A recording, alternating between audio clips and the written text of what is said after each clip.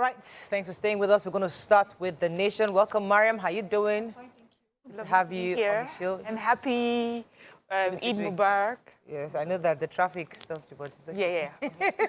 It's all good. Okay, Buhari axes Adamawa REC. Orders security chiefs probe. Ahead subsidy removal, FG plans 6 months petrol stockpile. Lagos issues 5 billion naira bond certificates to retirees. Government to evacuate Nigerian students from Sudan. Bako Wakoma Okotete, 10 others in transition committee. Defense headquarters, May 29th, inauguration of Tinubu's sacrosanct. President Tinubu, Governor Sultan call for peace at Eid al-Fitr. Okay, which story are we starting with in the nation? Let me start with, as we all know, there's an ongoing war in Sudan. The Sudanese army and the rapid support forces, are fighting each other. And many people have been killed so far. Many civilians have been caught in. And we have Nigerian students in Sudan. And our federal government is saying that through the chairman of the Nigerians in Diaspora Commission, NIDCOM, Mrs. Abike Daberewa, has said that government is concerned about the fate of students in the war-ravaged country, and also explained that they're doing everything that they can, to make sure that we start preparing to evacuate them. She also said that NEMA is in touch with the Nigerian Commission in Sudan to see how that can, start off soon. But she's also advising Nigerians and students there to just keep calm and be security conscious while this is ongoing. I hear Japan and Uganda is already preparing to evacuate their citizens as well. So we're praying for them and hope they get home safe. Safe, amen. So the outgoing federal government plans a 6 months petrol consumption reserve to mitigate the effect of the impending subsidy removal. We know that the subsidy removal is expected to take effect July 1, which is more than a month after the May 29th exit of this current President Muhammadu Buhari. The government also has earmarked 3 trillion for subsidy payments in 2023 budget between January and June. Now, some experts, including the Lagos Chamber of Commerce and Industry, have argued that removing the subsidy will bring down Nigeria's foreign debt and stimulate investment in the industry. But they are asking that the government cushions the effect for Nigerians, ordinary Nigerians who otherwise this will really affect. So the plans were announced by the Permanent Secretary in the Ministry of Petroleum Resources, Ambassador Gabriel Aduda, at the press briefing marking the end of the 6th Nigerian International Energy Summit in Abuja. According to him, the government will ensure a minimum of 6 months sufficiency stock of petrol prior to the final phasing out of the subsidy regime. And we know that the government had earlier removed the subsidy on diesel and kerosene, and most Nigerians are worried about it, saying that the subsidy removal on fuel would take the price really up, and most Nigerians may not be able to afford that. But there was, going down the line, there was also a conversation on how government needs to make it very transparent, how they want to cushion the effect for Nigerians, and how they are going to use the money realized from the subsidy removal to impact other aspects of the economy for everybody in total. We must try as much as possible to put everything on paper and make it clear so that we don't feel like there's something going on, that we're not aware of. Okay, let me take the story on Adamawa. So if you recall, INEC has been trying to get the president to intervene on the issue that happened in Adamawa by either sacking or suspending the REC. So President Muhammadu Buhari himself has approved the immediate suspension from office of Barrister Yunusa Ari, resident Electoral Commission of Adamawa State. He says while that happens, they're going to continue and start investigation. So he has instructed the DSS to begin immediate investigation and prosecution if found liable of this error. If you recall, the Barrister Yunusa Ari had wrongly announced Aisha Binani as the governor-elect of Adamawa State without total collation of the results, and he was not even the returning officer who is the one legally authorized to make that announcement. And since then, INEC has been calling for the prosecution of Mr. Yunusa Ari. But now presidency has intervened, and he's been suspended while investigation is ongoing. The president and president-elect, as well as all the governors, are celebrating with the Muslim community happy Eid al-Fitr, but they're also using this moment to call for peace within the country. They are, the Sultan as well calls for peace within the country, saying, you know, over the past 30 days, there's been an observation for all Muslims, and that we're hoping that even after the fasting period is over, peace will continue to reign. Okay, moving on to the Punch. Sudan conflict, we took that 1,262 Nigerian students demand evacuation and 330 residents killed. Moon sighted in Saudi Arabia, Muslims marked the Eid al-Fitr on Friday. Banana Island developer planned to rake in 22 billion naira in revenue. Ogun community 1 year blackout lingers over Ikeja Disco and Ibadan Disco disagreement. National Assembly inducts lawmakers elect by May 7th. Military will ensure peaceful handover, says Defense Headquarters. IOCs moved $21 billion investment to other countries, says federal government. And Warri suspend Adamawa REC, orders security agents probe. Okay, which story are we starting with in?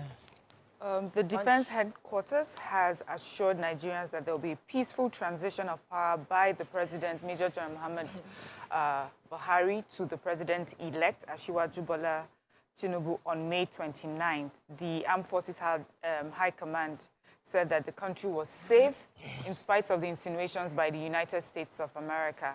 And then he also says that the military... He also says that, okay, this was in response to some alleged calls made by individuals for an interim national government and also threats by terror groups to halt the transition period. He says, as far as internal security of the nation is concerned, the police are the lead agency and we're only providing assistance to civil authority and civil power.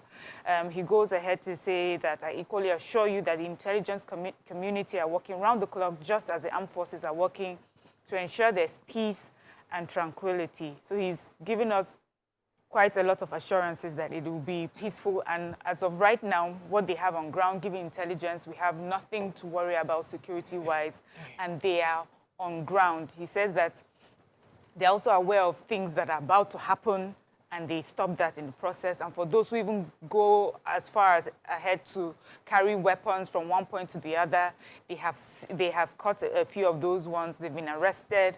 And he says that, you know, they're just on ground and Nigerians have nothing to worry about, especially as the transition is, you know, is upon us. Still reviewing Punch, you had a story? Yes, Go ahead. so a disagreement between Ibadan Electricity Distribution Company and Ikeja Electricity Distribution Company has continued to cause a blackout for over 1 year in Ogijo community in Shagamu local government area of Ogun State.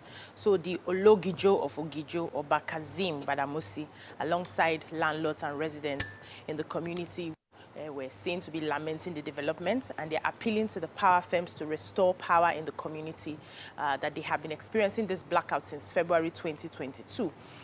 According to the story as well, said the situation has been making life difficult for the community, their businesses. A lot of them are spending so much to, you know, procure diesel and petrol, and most of them have relocated from that environment to another place so that they can do their businesses. Now, because of what has been happening, they asked the Ibadan Disco how they could solve the problem, and they said that they needed funds to be able to, you know, get power into that community. So they tried to speak to the residents, for each resident to contribute 5,000 naira per household, which took quite some time, but then they agreed to it and started contributing, and they were able to raise 50 million, which they had taken to the Ibadan Disco to tell them that they have the money, so they need them to come and restore power. And they also mentioned that the Ibadan Disco did not request for that money. They just felt that they needed to support so that they can get power. But they have started, they needed an approval from the TCN, and the Ibadan Disco has started working on it. But there was also another delay that started happening because they needed a particular, I'm trying to get the details here, they needed to get an approval for a transmission bay. It's called a transmission bay, and that belonged to the Ikeja Disco, and that's where they've been having the issue. But I think Ikeja Disco needs to understand that it's for the good of Nigerians, so to speak. Even if you're in charge, it's your area that they are encroaching into to get this approval, help them so that their people can be sorted. They've been without electricity for over 1 year now. We're all working together. It's one Nigeria. Okay, well, let me just move on. National Assembly will be inducting the new members starting May 7th. According to them, they're going to do it in 2 batches. It's going to take the first batch A will be from May 7th to 13th, and batch B will be from May 14th to 20th. It was just quite interesting to see that they need a full week of induction into the new roles they will be taking on as lawmakers. The objective is the induction inauguration is to expose members-elect to the functions of the National Assembly, its practices, procedures, as well as services available to them. I think it's really to be excited for those new entrants into the National Assembly to just go through this process. And I'm really happy for them. I'm hoping Yeah, it costs a lot of money when we have new entrants. Well, I guess it does train to them induct them and all that, and they have to give them up new. They have to, because the old lawmakers sometimes live with some of these items. Yeah. They have to replace them. Why? They're in issues. They're not. I'm not sure. And also They take it back from the time lag of getting to understand the process of. System. I hear that the cost of training is quite high. You should be understudying already if you want to be. I have a story in Punch. Let me take the international oil companies have, over the past 7 years, they've taken away $21 billion out of Nigeria and invested in other countries. One of the key reasons that has happened is because we did not have we refused to sign the PIA bill. So between 2014 to 2022, there's been a consistent reduction in the number of international oil companies bringing in capital expenditure funds into Nigeria. We also experienced a major decline into COVID because many people started defunding fossil fuel developments within our country. Specifically, 74% of our total annual upstream capital expenditure dropped. So in 2014, we're getting 27 billion in a year to less than 6 billion in 2020. Major drop. Another thing that we should note is that as at 2019, Nigeria had 17 active oil rigs. And these oil rigs, we were number 1 in Africa that has active oil rigs. But this dropped to 11 in 2020, 9 in 2021, but it's picking up gradually. So the conversation is that based on the signing of the PIA bill, we are now having a bit more, but we've lost a whole lot. And Okay, move on quickly now to Vanguard. Vanguard, Buhari, okay, suspension of Adamawa REC. Took that story already. May 29th, handover, Tinubu unveils 14-man committee. Military battle ready for threats against May 29th handover. Idul Fitri, Buhari, Tinubu, Obi, NLC, others felicitate with Muslims, call for unity. Judiciary creating crisis in Labour Party, says DG, LPPCC, and Osuntokun. Fish farmers, CBN differ on access to Anchor Borers Fund. Okay. Which story are you taking? I've got the May 29th handover. Tinubu unveils 14-man committee. So in order to ensure a seamless transition come May 29th, the president-elect has announced a 14-man presidential inauguration committee. And according to the report, it's comprising of eminent Nigerians to plan a week-long event that would usher him, that's the president-elect, and his VP-elect, Senator Kashim Shettima. There's so many names here. I'll just take maybe the first Just 13, two. Yeah. We have with us, they said on the committee, there's the Deputy National Chairman North for APC, Senator Abubakar Kyari. He's the coordinator and director of finance and budget of the committee. Then the executive director, Nexim Bank, Stella Okotete, will serve as the head of secretariat. There's also one which I find interesting, Mrs. Zainab Buba Marwa, wife of chairman of NDLEA. she would be coordinating the pre-inauguration dinner and gala night. And Dr. Betty Edu is also going to be in charge of, I think, medical or something. But it's just, it was nice for her to be in that committee. So it's quite a diverse group of people. I have a story. So fish farmers are blaming their inability to access the Anchor Borrowers Fund, ABF, on their uncooperative attitude of commercial banks and the Central Bank of Nigeria. Speaking exclusively to Vanguard on the sidelines of the Norwegian Seafood Seminar in Lagos, the fish farmer said that despite meeting the requirement to access the fund, the banks have refused to meet their financial needs. One of them, the managing director of Friday J Consults, a Lagos-based fish farming company, Mrs. Jerry, said that after 3 years of the company perfecting all they required, all their documentations were ready, she has not yet been given the application for the loan. The application hasn't been approved yet. And it seems like the CBN is in connivance with the commercial banks not to give to them. So a lot of them spoke concerning this. They said that the bank cannot even tell them the reason their loan applications are not approved. They just keep going back and forth, and they've been waiting for some time. I know because of the nature of the business, they've gone to procure some of the equipment that they need for their fish farming, and yet the CBN does not respond to their request.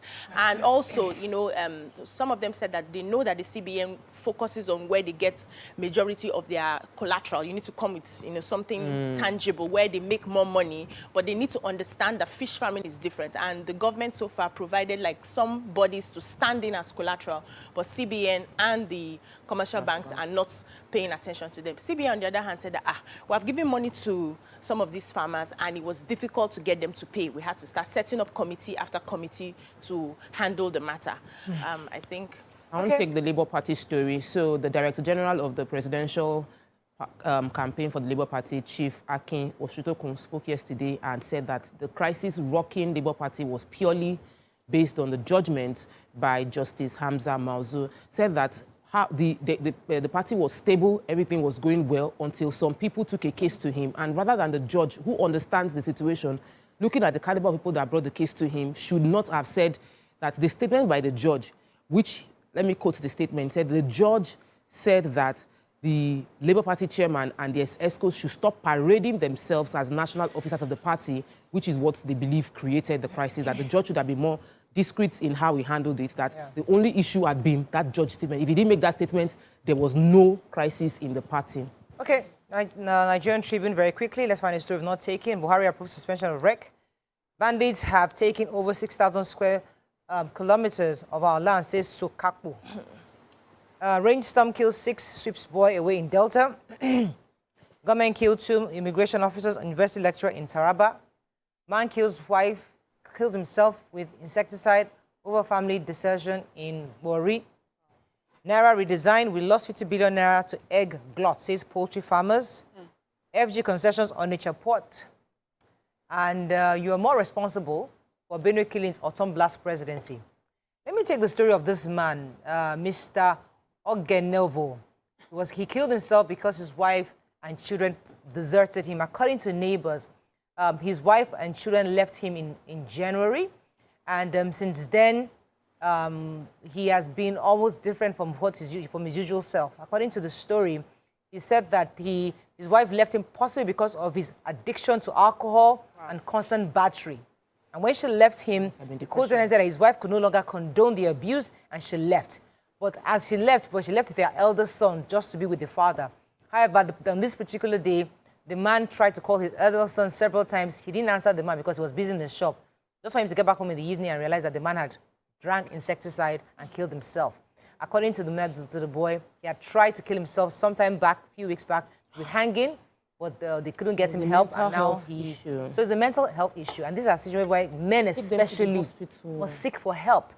Especially men in this situation, many of them actually have family interventions. We watch movies and families will gather and say, we need to help you because they might not be able to help themselves when they're chronic alcoholic and you already feel like the family hates you. You probably won't go to family, but you should be able to seek help professionally. By himself. Now, wow. Okay, we have to run. Is there any story that is, let's move on. I think that is all we can take on Front Page Review this